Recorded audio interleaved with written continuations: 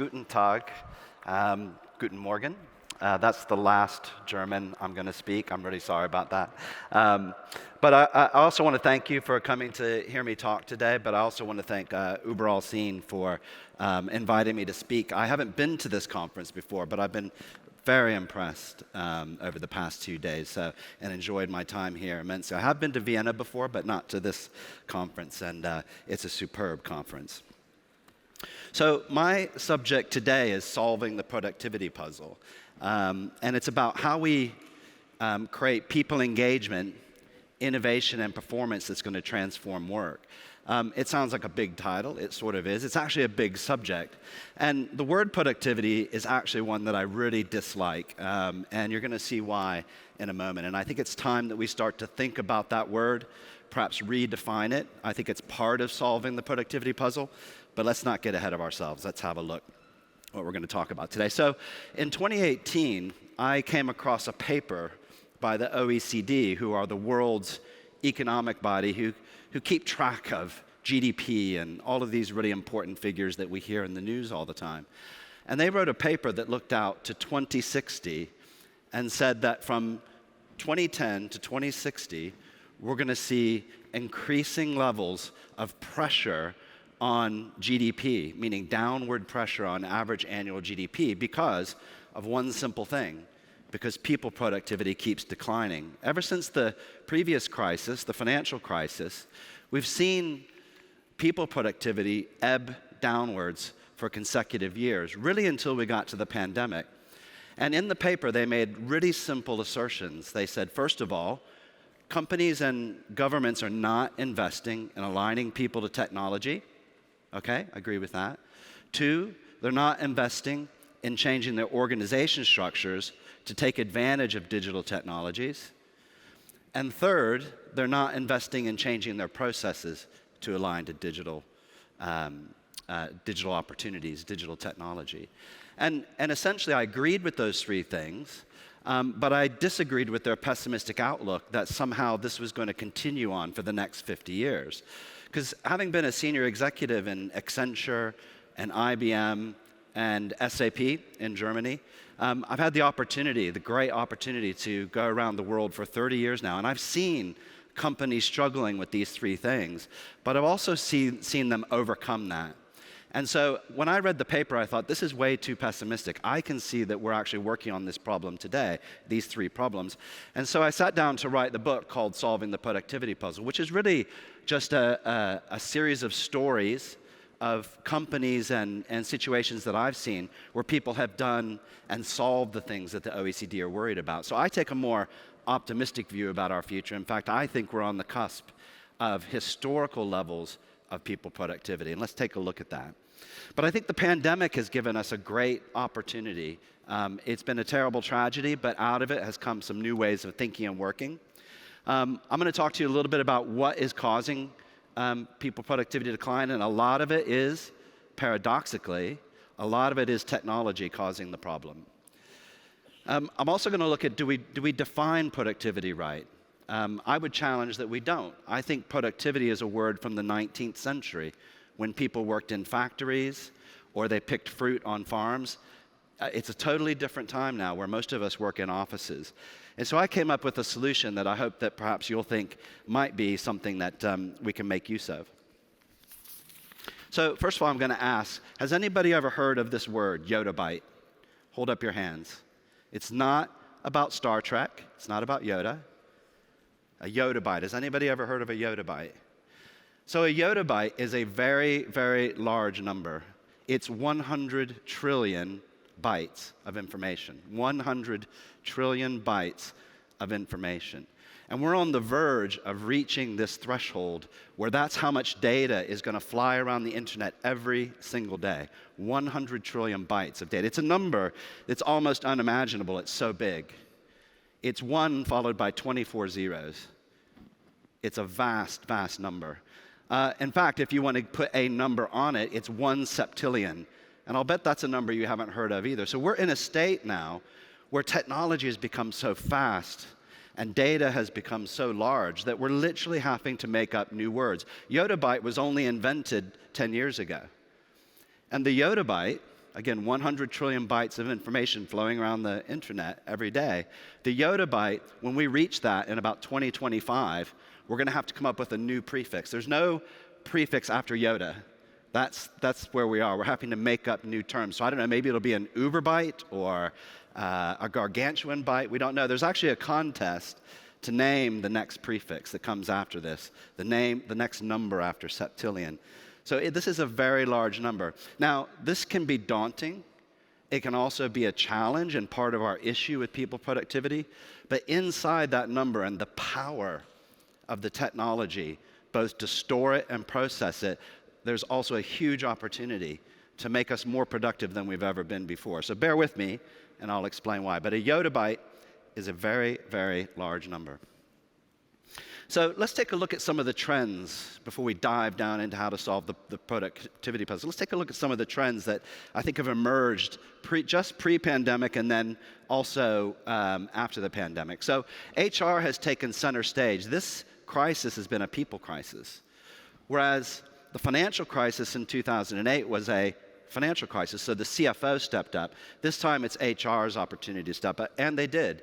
So I've canvassed a lot of the senior executives I know in the companies I've worked with over the years, and almost every one of them said HR stood up, and helped to solve the issues that came with the pandemic. And it's time now, HR has the center stage, it's time now to take advantage of that and help solve the issues that the OECD talked about. So invest in aligning people to technology, invest in aligning them to new processes, and let's reorganize our organization structure. So HR's time is here. The next one, this was already happening before the pandemic, but it's increased vastly, which is this home working, which has morphed into flexible working as well. People starting to say, I'd like to work 4 days a week, right? So people are saying, I'd like to work from home a bit and from the office a bit, and all different permutations of this. And organizations are having to find ways to help people and help the organization make this work. Because again, inside of this, and the data is starting to show, that home and flexible working is improving people productivity for the first time in nearly 10 years. So it's been really helpful, and it's something that's here to stay, but there's a lot of work to do to make it work. Workplace culture, we certainly have this problem in the UK, which is called presenteeism, which very simply is you're in the office because the boss is there, and you're there at the time he shows up, and you're there until he or she leaves, and you're just there because they're there, just to show face. And the pandemic sort of broke that because people couldn't be seen in the office. Managers are now more comfortable with their people not being there, present all the time, and workers and employees are feeling more comfortable as well. So I think we're starting to break this idea of presenteeism, which, one, reduces productivity, but it's also very, very bad for your health, your mental health and your physical health, which leads into workforce well-being. So again, it was a lot of investment was happening in workforce well-being before the pandemic, but the pandemic has really accelerated that. And it isn't just about the gym on the first floor or the medical facilities in the building. It's also about things like mental health. It's also about your physical health, but also about physical, meaning money, your money health. Organizations are starting to recognize that paying people a living wage is good business. So people aren't worried about their financials, they can focus on the work. And so workforce well-being is multidimensional, and is getting a lot of focus, and again, is helping to improve productivity. Workplace diversity. So one of the things about everybody moving on to Zoom, well, not everybody, but a large number of us moving on to Zoom or Microsoft Teams is you can't really see the person like you would in 3 dimensions. And the differences between people, color, gender, neurodiversity, these types of things start to become lessened. And so again, the pandemic has helped tremendously in creating a situation where organizations can start to really embrace diversity and create more productivity. Employee-centric, employee experience, and employee-centric organizations. So more and more technology is being developed for people, not for the convenience of the developer. It's all about creating technology that's going to make us better and it's easier to use, and we'll come back to that in a moment. The next thing is from big data to smart data. Well, trust me, if you're in HR and you're telling your employees, we have big data, that is not a good thing. That does not make them feel comfortable. And frankly, I don't think you can learn a lot from big data. It's really about smart data, how you find particular insights to data that helps you help people become better at their work. And that's what we're looking for, smart data versus big data. And then lastly, solving the productivity puzzle. This was something, again, it was being looked at before, but during the pandemic, it was accelerated because we had to find ways to keep people productive. And some of those ways have actually helped us create more productivity in the end. So it was a blessing in disguise. So let's look at that in a little bit more detail. So as I said, the OECD looked from sort of 2010 out to 2060, and their predictions are here. This is the graph that they produced in the report that says the average annual rate of GDP growth is going to tip downwards very gently for the next 50 years. That's never happened in economic history before. So this is quite a dramatic claim that they're making, and one that, again, I felt was overly pessimistic, and I hope to make you optimistic today, because one of the things that's happening is that we're suddenly starting to see where, for instance, the World Economic Forum is seeing mass investment now into digital technologies, employee-centric technologies, and they're also starting to make investments in their processes and make investments in their ability to change organization structures, switching to self-directed teams and these sort of things. So again, there's an impetus that happened in the pandemic that's allowed that. So we're starting to see some change. And in fact, sitting in the optimist group like I do, and more data is starting to come in that says we're now on a rapid upward trend in terms of productivity because organizations are making change and making investments, but also because the pandemic forced us to think and do differently. And I think by the end of this year, we're going to see absolutely clearly that we probably have, for the time being, fixed this productivity issue, and we're starting to head on an upward trend. So that's the optimist view. There we go. So let's look at this. As I said earlier, technology is a big part of the problem. And it's a bit of a paradox. And in fact, the economists have called it that for years, which is the productivity paradox, which is the fact that the more technology we create, the bigger pressure it puts on people's performance. It creates downward pressure on their performance. Because if you think about it, there's always new systems being rolled out. They're usually about compliance. They're usually very difficult to use. They're not about making you better. And they're all about sort of control and command and those types of things. And often, the technology is used to replace people rather than people harnessing technology to make them better. And so we're kind of in this situation where from the year 10,000 BC all the way up to about 1785, when the Industrial Revolution started, you had a pretty flat technological growth. But then suddenly, in the beginning of the Industrial Revolution, and ever since then, we've seen technology race ahead like nothing seen before. And humans at various points have struggled to keep up. Sometimes humans have lost their jobs.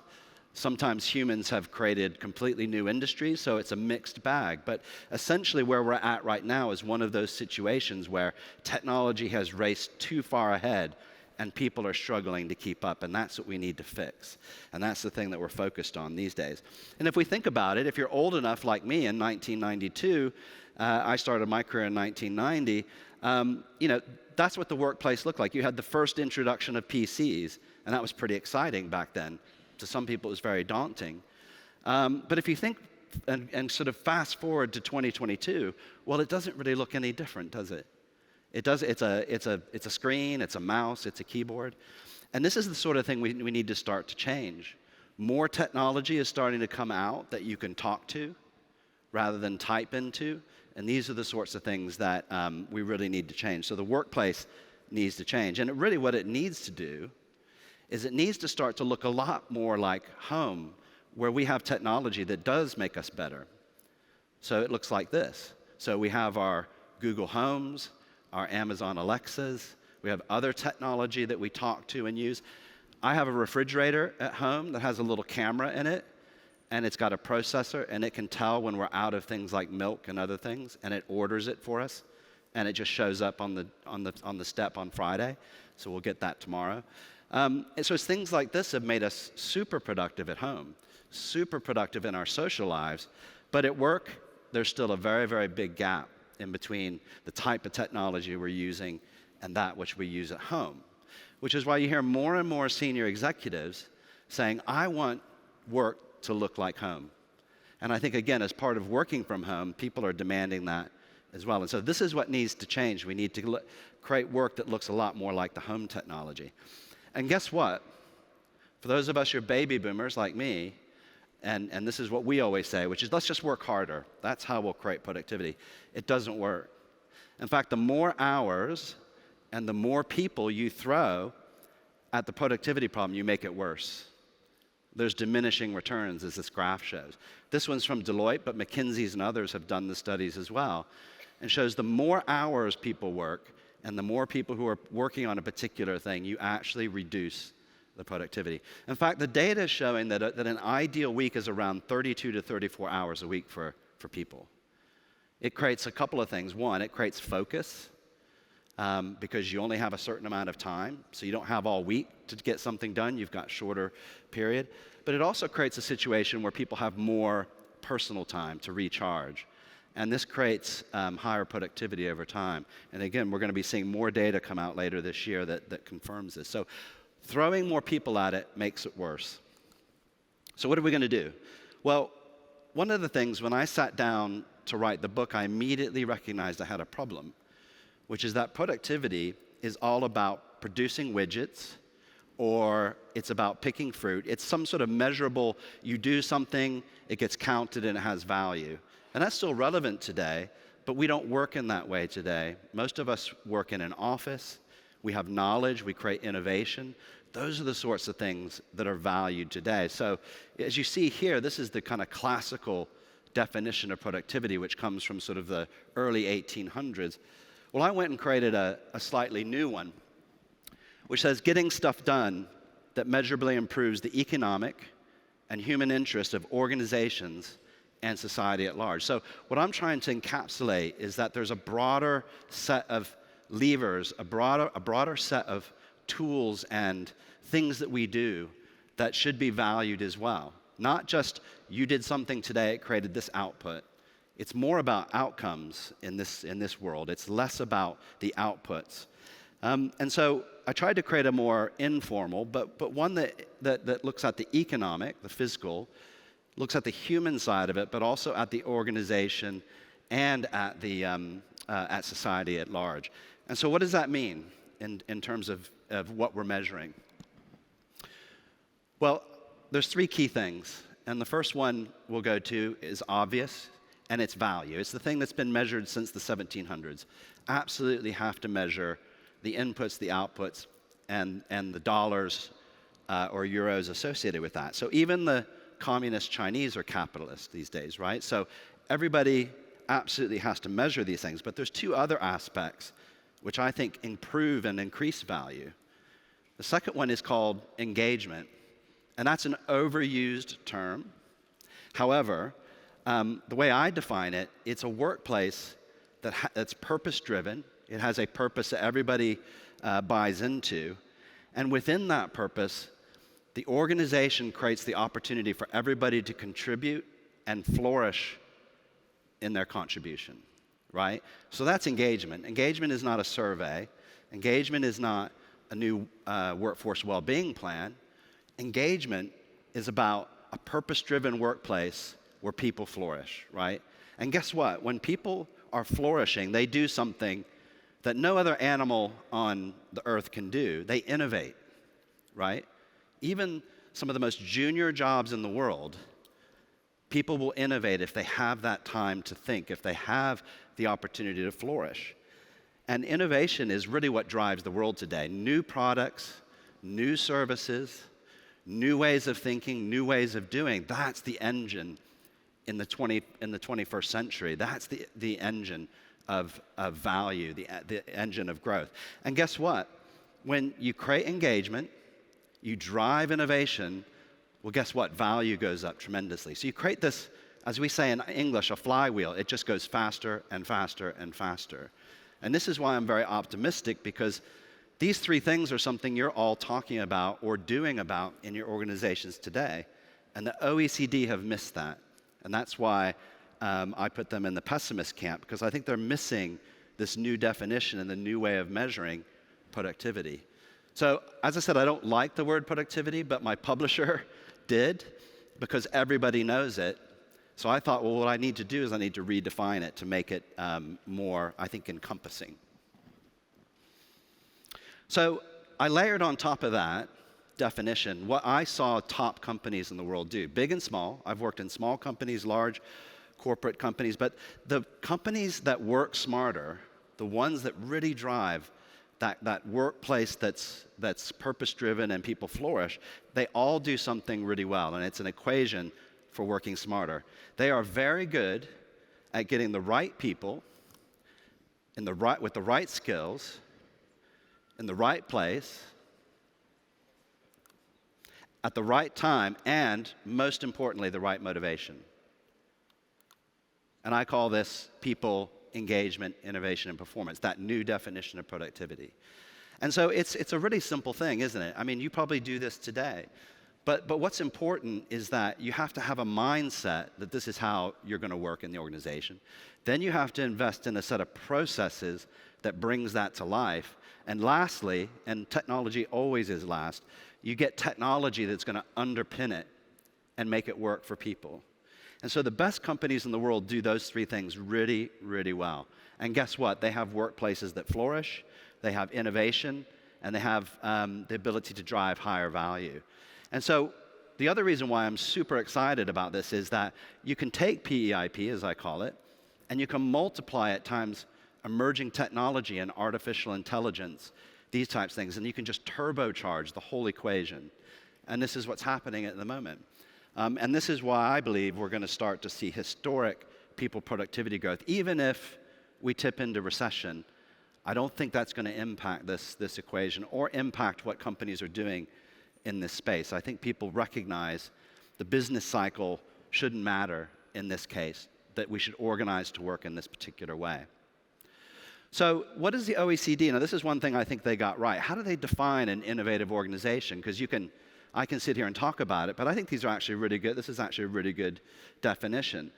But they're organizations that continually implement new or significantly improved product, processes, marketing methods, organizational structures, and they also create new business practices in the workplace. So that's I think a simple, fairly simple definition of what certainly I'm thinking about when I think of innovation. But what does that mean and what does that look like in terms of a workplace? Well, again, I think the OECD defined this very, very well. It's a place where employees can tackle problems from new angles and in new ways. So again, they're flourishing in this kind of innovative environment. They're supported in developing new ideas. So this is a change in mindset of the management and the leadership to say it's okay to fail, but just learn from that failure and come up with something even better. That's really important. And then third, organizations that are flexible in adapting to changes. They create less hierarchical organizations, they create less process, they create more simplified organizations. And I totally agree that that's the kind of organizations that I've seen in my career that create that workplace culture of innovation. And this is what's, I think, really, really important thing that I think they did get right. They're just saying that organizations aren't investing to do these things. I disagree. Hopefully you do as well. And this is why I think we're on a great track. So I'm going to finish with just a few things for you to think about in addition to the productivity point. I want to leave you just with some things that I think are on the horizon that you should be looking to. I think we have to embrace and accelerate digital transformation, but that digital transformation should always have at the center making people better, not replacing people with technology, but just like we did when cars came out, we put the horses into the field, we jumped in cars, and we went farther and faster. That's what we want to do again, right? That's the whole idea. The other thing, as I said earlier, let's stop focusing on the inputs and the outputs. Let's start measuring people on an outcome or outcomes, right? A broader measure, but a more important measure, meaning you're impacting an organization, its value, you're even impacting society. When you're just focused on a single output or a set of outputs, it's not really broad enough, it's not enough. And so we need to think about how we measure people on outcomes, not so much on inputs and outputs. And one of the things to think about that is, why should we worry about giving somebody how much time they spent on something, right? You give them a deadline, let them work to it in the time that they want to. So we need to think about how we let people use time and do that with the opportunities to create their own sort of autonomy to do that. And then lastly, which kind of gets to the last one, let's rethink how we do meetings. Let's rethink how we do work hours. And for instance, one thing I really think we can do better is if we're going to do things on Zoom or Microsoft Teams, let's stop doing the 1 and 2 hour meetings. In my time at SAP, I always made our video conferences 30 minutes. They had to be 30 minutes, and people will thank you for that. Lastly, prioritize employee well-being. Well, we don't need to dwell too much on that. I'm sure you probably already are. And I'm going to end right here. So this is me, if you want to get in contact with me. I'm on LinkedIn and Twitter. I'm posting virtually every day, hopefully interesting articles and those sort of things. If you'd like to get a copy of the book, you can do that QR code there, and you can zap it, and my publisher will give you a discount. But I just want to say thank you very much, Dankeschön, and it's been my pleasure to be here. Thank you.